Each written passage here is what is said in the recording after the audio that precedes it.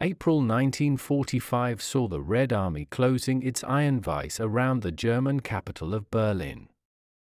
The war that Adolf Hitler had so relentlessly pursued for 6 years was now coming home to roost in the very city he had planned to reshape into Germania. Hitler, deep within the subterranean labyrinth of the Führerbunker, maintained an almost delusional detachment from the catastrophic reality above.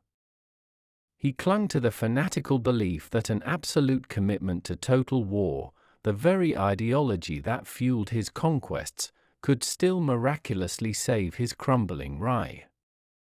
This total war doctrine demanded that every single resource, every man, woman, and child, and every last bullet be thrown into the defense of the capital. For him, Berlin was not merely a geographical location but the symbolic heart of Nazism, and its loss was an existential threat to his entire worldview. His orders, increasingly divorced from reality, commanded phantom armies and mythical counter-offensives that existed only on the maps in his bunker.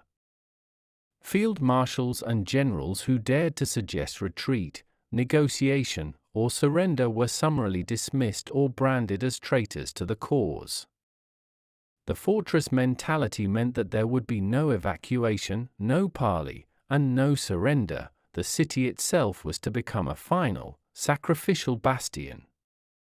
Every citizen was conscripted into this final battle, blurring the lines between soldier and civilian in a desperate and futile gesture of defiance. Hitler's inner circle, trapped with him beneath the chancellery, became witnesses to a terrifying, self-fulfilling prophecy of national suicide. The concrete walls of the bunker became a tomb for the Nazi regime's final, desperate, and irrational hopes. This fatal commitment to a hopeless defense ensured that the price of Berlin's eventual fall would be paid in the blood of its remaining inhabitants. He was determined to drag the entire German nation down with him in an apocalyptic blaze of glory that he termed the Nero decree of self-destruction. The initial belief that this total, no-holds-barred defense would repel the Soviets quickly began to shatter upon contact with the Soviet military machine. The Führer's orders for holding every street, every block, and every building led only to a greater and more senseless slaughter.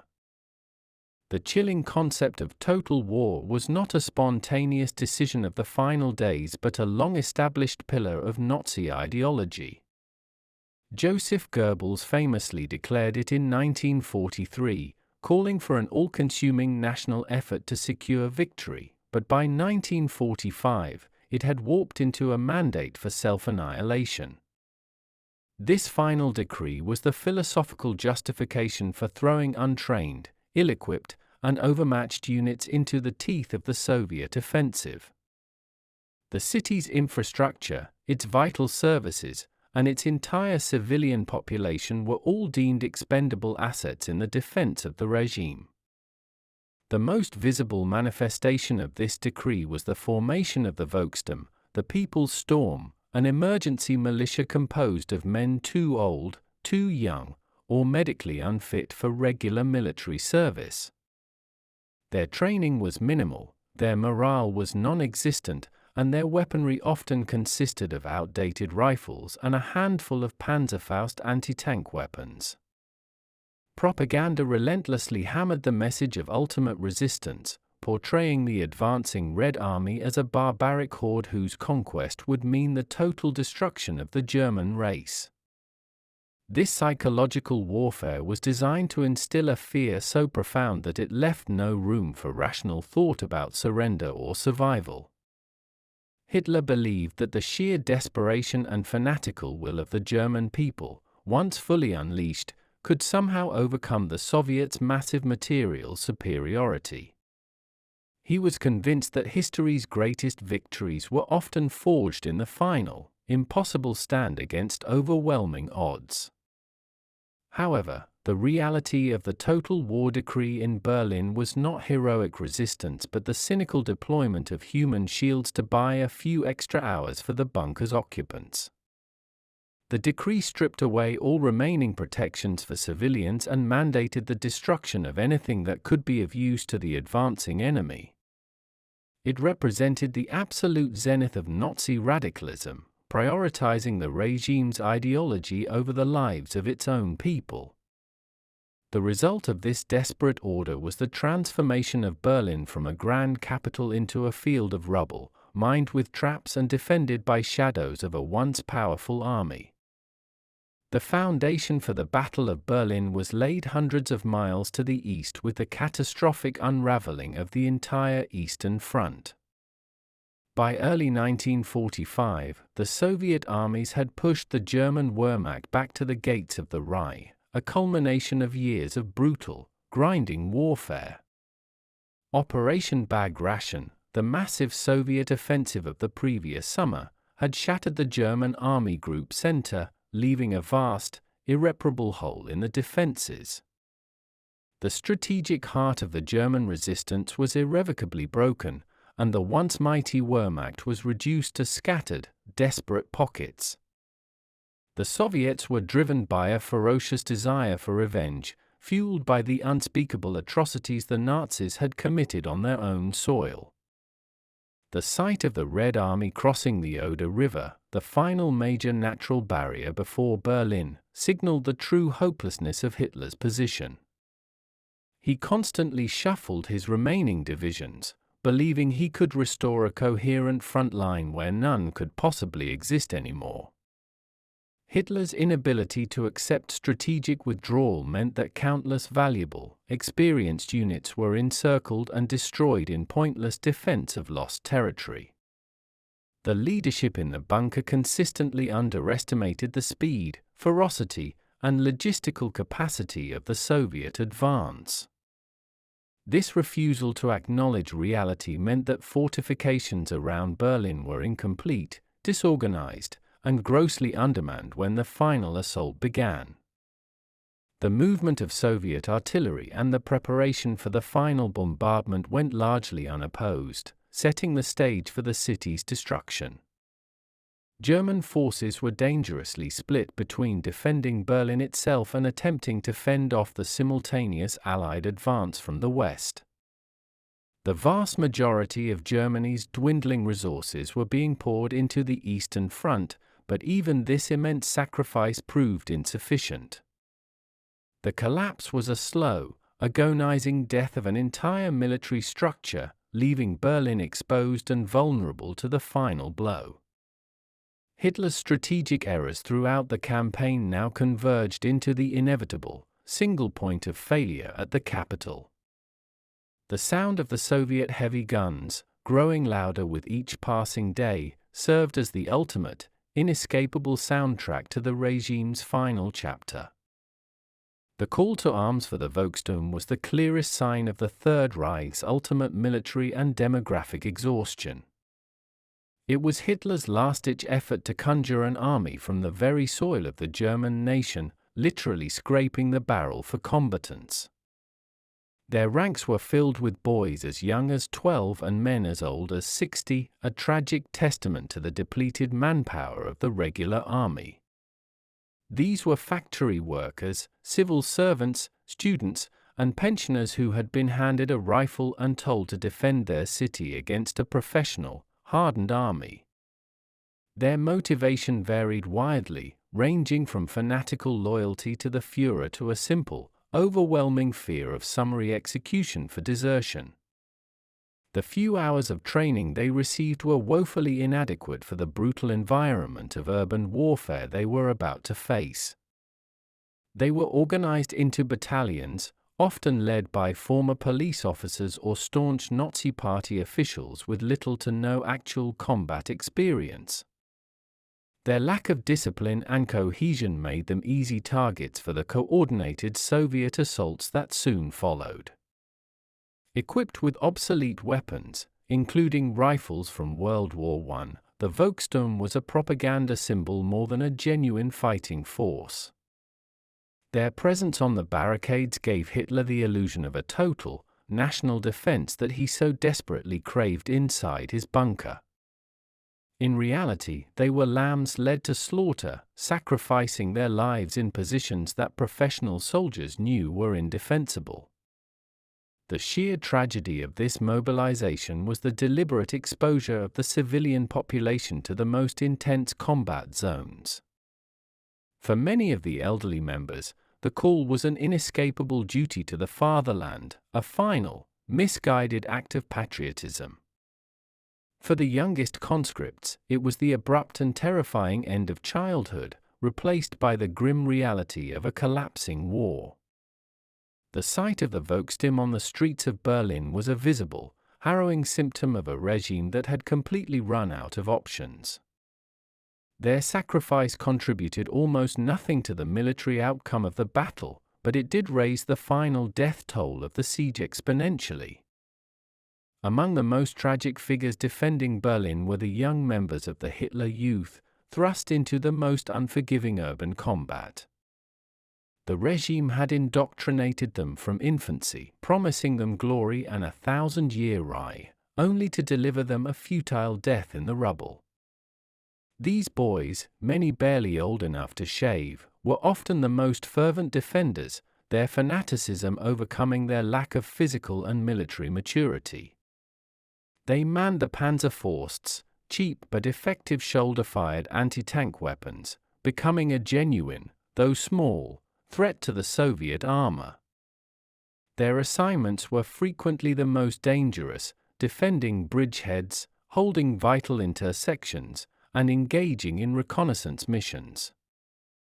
The intensity of their ideological belief led them to ignore danger and refuse surrender long after their adult counterparts had deserted or capitulated. Some of the most desperate and fierce street fighting was carried out by these indoctrinated youths who had nowhere else to turn.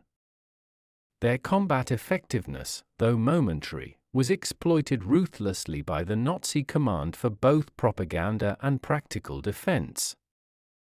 Hitler Youth leaders often instilled a sense of absolute loyalty, threatening those who showed any sign of cowardice or dissent. The boys' youthful energy was channeled into a manic and disorganized defense, causing initial surprise and frustration for the Soviet troops. Yet, they were ultimately no match for the veterans of the Red Army, who had years of experience in urban warfare and anti-tank combat. Their presence transformed the Battle of Berlin into a horrific moral spectacle, showcasing the regime's ultimate willingness to sacrifice its future generations. The Soviet soldiers often expressed a mixture of pity and contempt when capturing these child soldiers, unsure of how to process the sight of such young enemies. Many were found weeping or utterly shell-shocked after their first prolonged exposure to the overwhelming reality of a full-scale assault. The boys' fate was a grim mirror reflecting the total moral bankruptcy of the Nazi leadership that demanded this last, pointless blood sacrifice.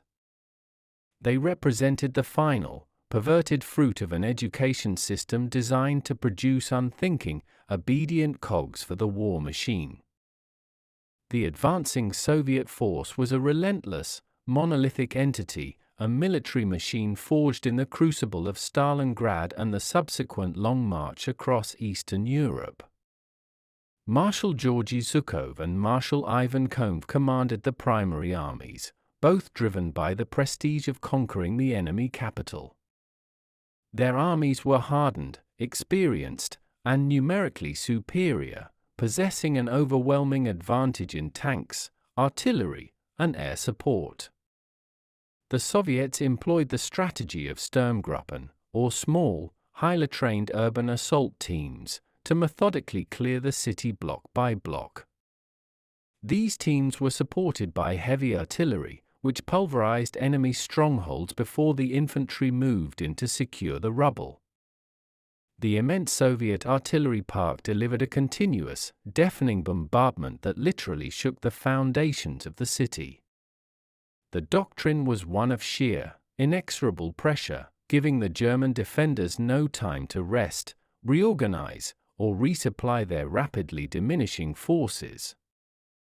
Soviet tanks were often used as mobile artillery, blasting their way through walls and across barricades at point-blank range.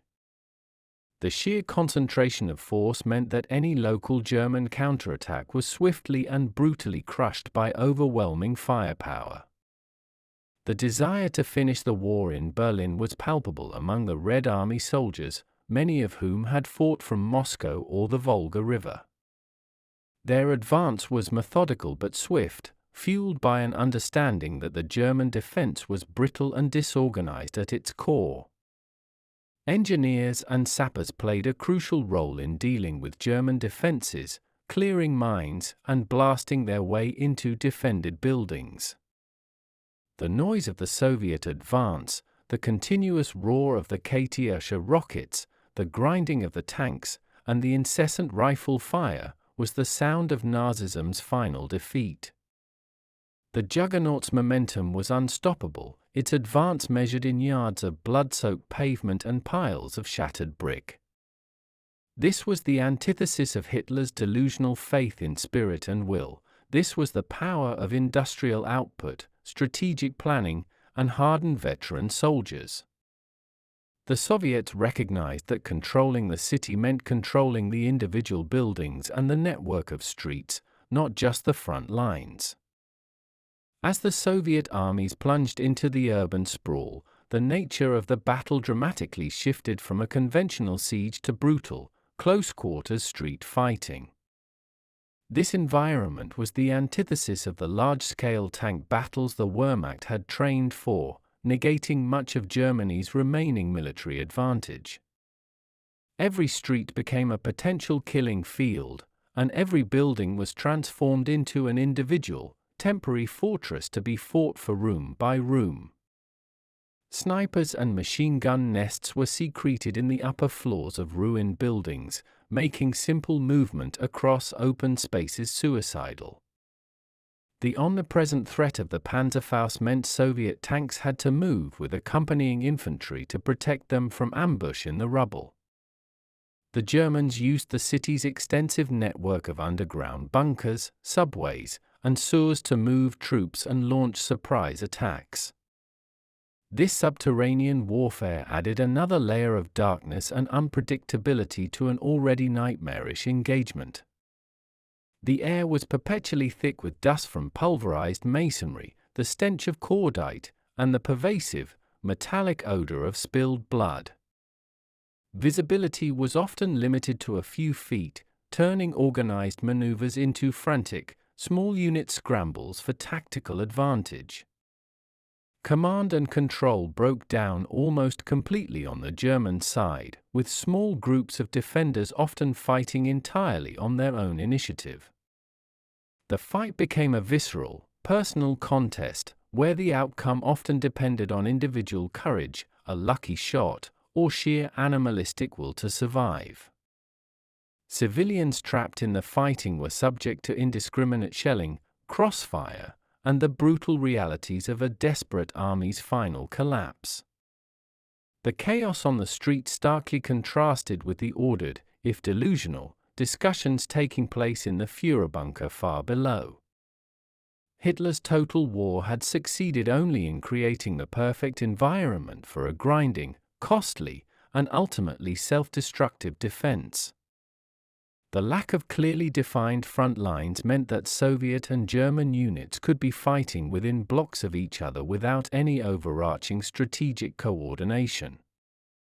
This fragmented, decentralized conflict was the final, messy expression of a regime that had lost all control over its own destiny.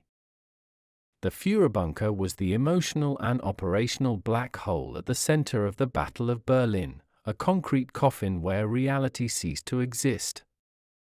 As the noise of the shelling intensified above, Hitler descended further into fits of rage, paranoia, and complete emotional isolation. His days were spent in endless, pointless military conferences, during which he moved non-existent armies across maps with a trembling hand. He issued commands to divisions that had been destroyed days earlier or whose commanders had long since gone into hiding or surrendered. The atmosphere was one of palpable dread and despair, broken only by sudden, violent outbursts from the Führer himself. The contrast between the subterranean calm and the apocalyptic destruction only meters above was a profound psychological disconnect for its occupants. His closest aides and remaining staff watched powerlessly as their leader physically and mentally disintegrated before their very eyes. The realization that the total war doctrine had failed was creeping into the minds of everyone in the bunker, except perhaps Hitler himself. News of a failed counterattack or the loss of a major bridge would send him into a screaming frenzy, denouncing the generals as incompetent and the German people as weak. Eva Braun and other loyalists maintained a superficial veneer of normal social life, including tea parties and even weddings, in a desperate attempt to ignore the end. The bunker became a theater for the final, grotesque acts of the Nazi drama, complete with betrayals, last-minute marriages, and planned suicides.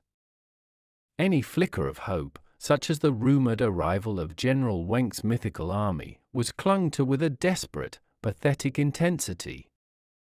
The bunker's dark reality was the complete and final inversion of the powerful, organized machine that the Third Reich once pretended to be. It was a place of psychological breakdown, where the megalomania of one man led to the mass delusion of his final adherents. The dark, cramped, and stale air of the bunker became a symbol for the suffocating, dying ideology that had plunged the world into war. The siege of Berlin was not a slow, classical encirclement but a rapid, brutal swallowing of the city whole by the Soviet advance.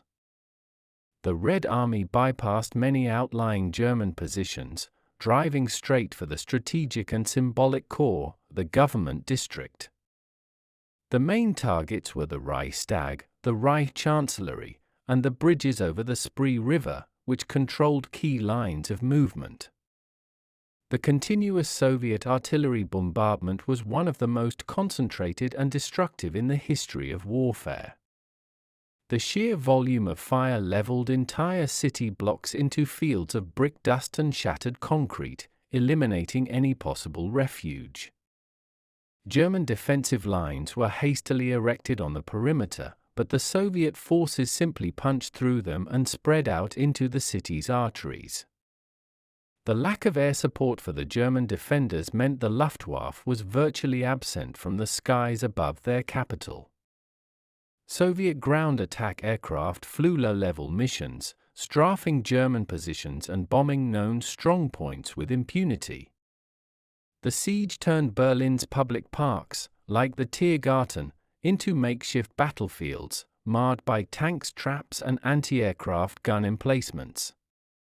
Hospitals and civilian shelters were not spared from the bombardment, highlighting the indiscriminate and all-encompassing nature of the final assault.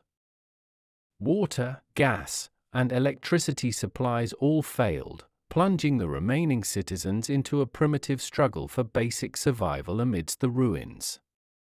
The city's vast subway network, the U-Bahn, became a desperate refuge for tens of thousands of civilians seeking shelter from the constant shelling. However, even the U-Bahn tunnels were not safe, as a controversial decision, possibly on Hitler's orders, flooded one of the main tunnels to slow the Soviet advance. This act drowned countless civilians and wounded soldiers who were desperately seeking sanctuary from the fighting above. The siege was a demonstration of overwhelming military power being used to crush the last vestige of armed political resistance. Joseph Goebbels, the Minister of Propaganda, was one of the few high-ranking officials to remain fanatically loyal to Hitler until the very end. He had orchestrated the entire total war campaign, using his powerful media control to maintain the fiction of German resistance even as the end approached. Goebbels' final propaganda broadcasts from the besieged city were masterpieces of delusional rhetoric, praising the Volkstum and promising ultimate victory. He constantly invoked historical parallels of past German perseverance, desperately trying to rally a populace that was already exhausted and terrified. His presence in the bunker reinforced Hitler's own refusal to surrender, feeding the Führer's desire for an apocalyptic finale. Goebbels believed that if the regime had to fall, it should fall in a spectacular, Wagnerian blaze of self-immolation that would be remembered forever. He became the self-appointed chronicler of the bunker's final days, his diary entries a chilling record of loyalty and madness. His last public acts were not military but symbolic, including being a witness to Hitler's final will and testament, which named him as Chancellor. This final, hollow political appointment was a desperate attempt to ensure the regime's continuity, even as the Soviet soldiers were a few blocks away. His ultimate act of loyalty was the murder of his own 6 children and the subsequent joint suicide with his wife Magda, following Hitler's example. This mass suicide was the final, horrific expression of the Nazi ideal, a preference for death over surrender, even for innocent children. Goebbels' unwavering commitment to the ideology, even when it demanded the most monstrous personal sacrifice, was a dark mirror of Hitler's own fanaticism. He ensured that no moral middle ground existed for those around him, pushing everyone toward an all-or-nothing final decision. The sounds of his last, defiant radio addresses were drowned out by the ever-increasing roar of Soviet artillery fire. His final stand was not on the battlefield but in the poisonous realm of rhetoric, a final, self-destructive battle for the soul of the dying German nation. As the battle raged, Hitler's grasp on military reality slipped entirely, leading him to command what became known as the Ghost Divisions. These were units that had been annihilated, encircled, or were simply too depleted to offer any meaningful resistance, yet he still expected them to execute complex maneuvers. The most famous of these mythical formations was the 12th Army under General Walther Wenck, which Hitler frantically ordered to relieve Berlin from the west. Wenck's actual force was a patchwork of remnants and raw recruits, and its actual mission was to save as many German soldiers and civilians as possible from the Soviets. Hitler's insistence that Wenck's army was advancing became a daily, tragic farce in the bunker, a final, desperate lie they all pretended to believe. Every few hours, his staff would nervously report the non-existent progress of these ghost armies across the wall maps. When the truth finally became undeniable, that the city was completely encircled and no relief was coming, Hitler's final breakdown occurred. He denounced the entire German military and leadership as traitors, declaring that they had failed him and that his cause was lost. This delusion of phantom strength was necessary for him to justify the continuation of the battle and the total sacrifice of Berlin's inhabitants. He could not accept that the most logical, most powerful military command in the world would be defeated, therefore, the failure must be betrayal. The Ghost Divisions were a psychological defense mechanism, a final barrier between the Führer and the crushing reality of his defeat. The commanders on the outside, who were aware of the actual situation, began making independent decisions to save lives rather than follow the suicidal orders. These final, irrational commands created even more chaos on the ground, diverting precious resources and troops into impossible situations. The constant hope for a miraculous intervention, symbolized by the Gotterdämmerung of his Wagnerian worldview, was a profound intellectual trap. The Ghost Divisions perfectly encapsulated the ultimate disconnect between Hitler's bunker-bound fantasy and the bloody reality of the streets above.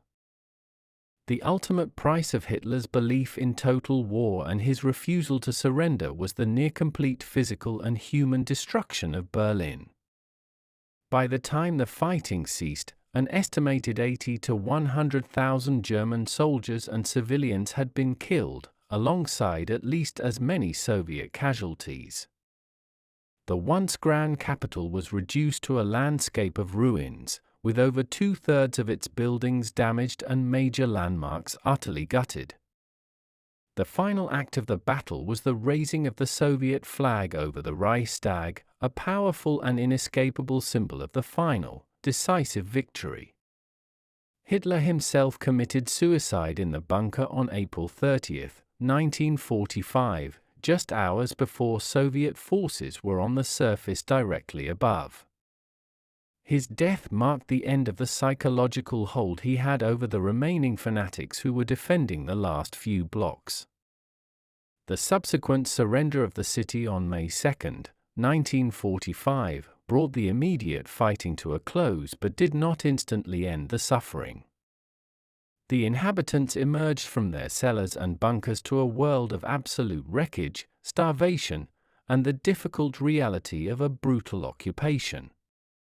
The street fighting that had been the defense's only hope proved instead to be its executioner, guaranteeing maximum destruction and loss of life.